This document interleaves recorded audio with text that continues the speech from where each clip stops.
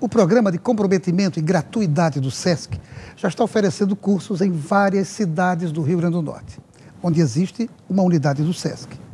O programa está implantado na cidade de Natal, Mossoró, Caicó, Macaíba, Parnamirim, Nova Cruz, São Paulo do Potengi e a zona norte da capital. São 50 cursos que abrangem muitas áreas, como administração, idiomas, artesanato, gastronomia, costura e prestação de serviços. Voltamos aqui à nossa entrevista e Augusto estava exatamente falando sobre a questão das lombadas e dos semáforos. Haroldo, tinha uma coisa para complementar, não é isso? Com relação a semáforo, às vezes as pessoas têm um ponto de vista que em determinado horário o semáforo atrapalha, mas um semáforo, a função dele é exatamente disciplinar o trânsito e ele está voltado também para segurança viária. Quando a gente coloca um semáforo, antes do semáforo tem outras opções. Você vai analisar o volume de veículos que está naquela interseção, certo? E você pode, por exemplo, colocar uma rotatória, mas às vezes o volume do veículo é tão grande, para isso, tecnicamente, existe uma regra, né? E determinado volume de veículos passa naquele horário, então já comporta um semáforo que a função dele dá segurança e disciplinar o tráfego naquele local, agora, que é considerado um ponto crítico. Agora, eu queria fazer uma colocação, por exemplo, na Alexandrino Alencar, entre a Hermes da Fonseca, naquele cruzamento, dali até o Midway, há um sinal em frente ao Hospital Valfredo Gugel. Eu acho que vocês poderiam, na CEMOB, reavaliar aquele sinal, tanto na direção do centro de Natal a Ponta Negra, como vice-versa, porque ali tem causado muitos problemas de engarrafamento quilométrico por conta daquele sinal. Fica só uma observação para ser estudado.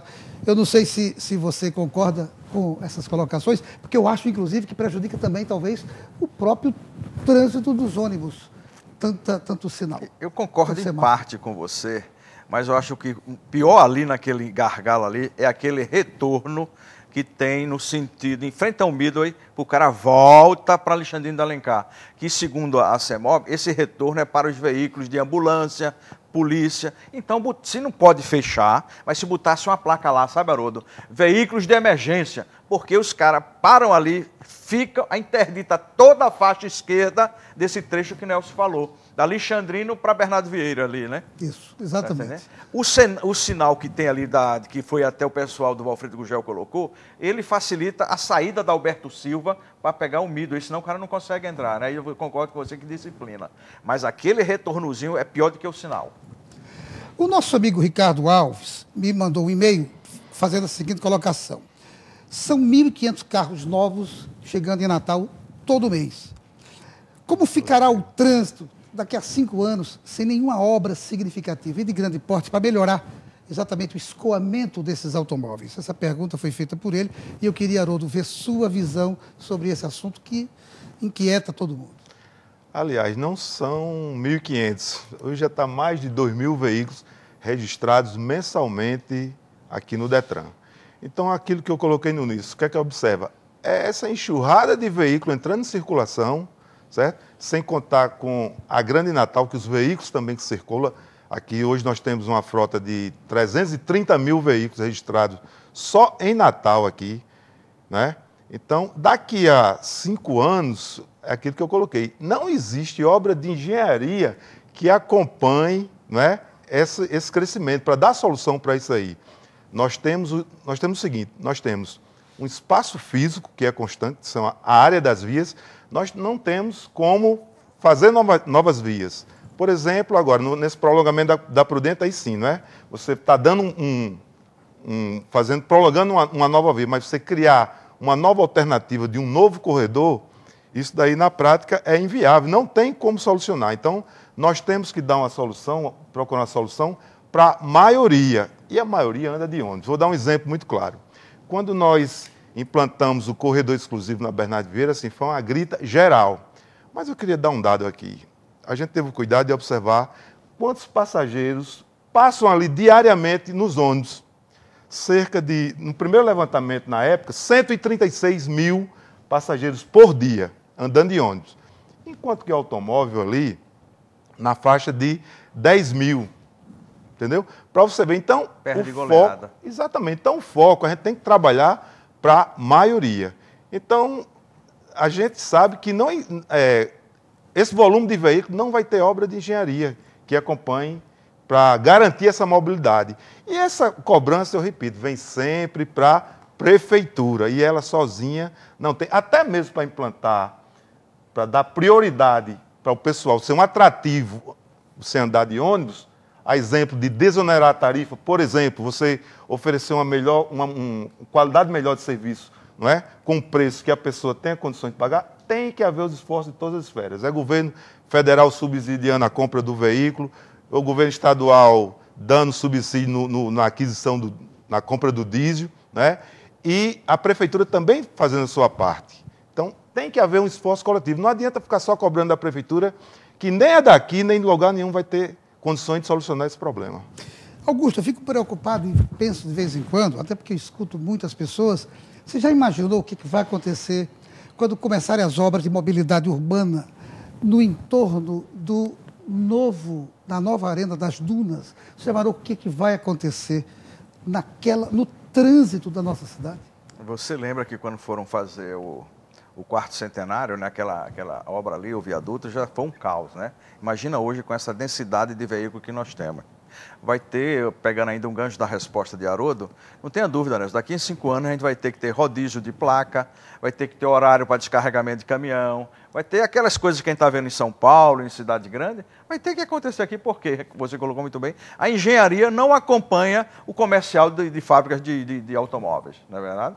Agora, a gente vai se preocupar, a gente vai ter que fazer, a gente não pode, feito o nosso querido América fez, a gente esperar que o Machadão fosse derrubado e jogar em Goiânia. Era para a gente já ter feito o Juvenal Lamartine, ter feito outro estádio, não deixar para a última hora. Então, a sua pergunta é pertinente. A gente vai deixar para a última hora para ver quais são os desvios que a gente vai realizar, ou vai deixar o caos no transporte para a gente tomar providência? Não, vamos, já que tem tempo, vamos planejar os acessos, o veículo vai ter que ficar, senão vai ser o caos generalizado, mais do que já hoje é aquele trechinho, né? Da entrada de Parnamirim, Maria Lacerda ali, aquele semáforo, até o viaduto do quarto centenário. Sem dúvida. Grande preocupação é essa, planejamento.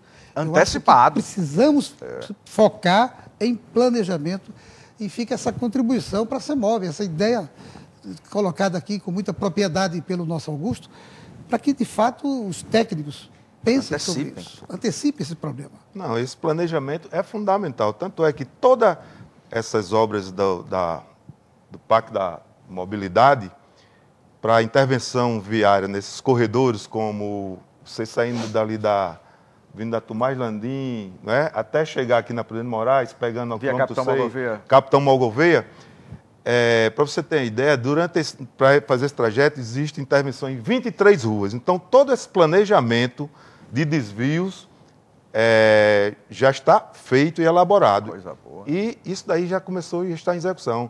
A exemplo a gente tem que preparar os desvios, né, que já faz parte da obra. Então, essa obra desse primeiro corredor já começou. Ali, pegando recentemente, na São Geraldo, ali nas Quintas, que está sendo toda, fazendo um capeamento, vai ser tudo sinalizado. Então, todo esse trajeto, onde vai ser possível fazer o desvio, nós vamos fazer. E no entorno do Machadão também será da mesma forma. Só que nesse lote 1, que esse corredor que já foi licitado, e a obra começou já por esse desvio, isso daí, o planejamento tem que fazer exatamente isso daí, já pensar como um todo, no antes, durante e o depois. E o desvio já foi devidamente estudado. Augusto, me diga uma coisa, a frota de ônibus que circula em Natal, ela é suficiente ou há carência desse tipo de transporte urbano? É suficiente. Se você colocar mais ônibus, será outro caos.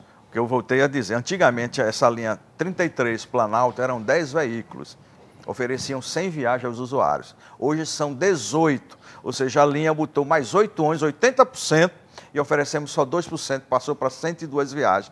Ou seja, botamos mais 80% de frota na rua e não atendemos bem. Então, o que a gente precisa, pelo contrário, é tirar os carros pequenos e dar prioridade, porque a frota já está dimensionada para atender essa demanda. Agora, se diminuísse o tempo de viagem, a gente diminuiria até os ônibus e ofereceriam até o melhor serviço. Então, a questão não é quantidade, é qualidade.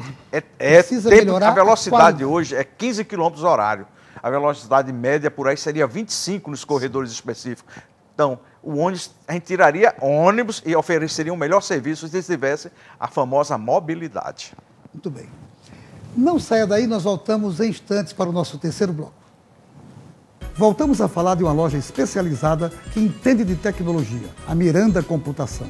Você que é empreendedor, preocupado com a sua qualificação profissional, sabe que para ter sucesso tem que investir em tecnologia. A Miranda possui a maior variedade de produtos na área de informática, sejam computadores, notebooks, impressoras, câmeras digitais, tablets, celulares e diversos acessórios. Além disso, na Miranda você encontra atendimento personalizado, promoções e novidades. O que você está esperando? Acesse miranda.com.br.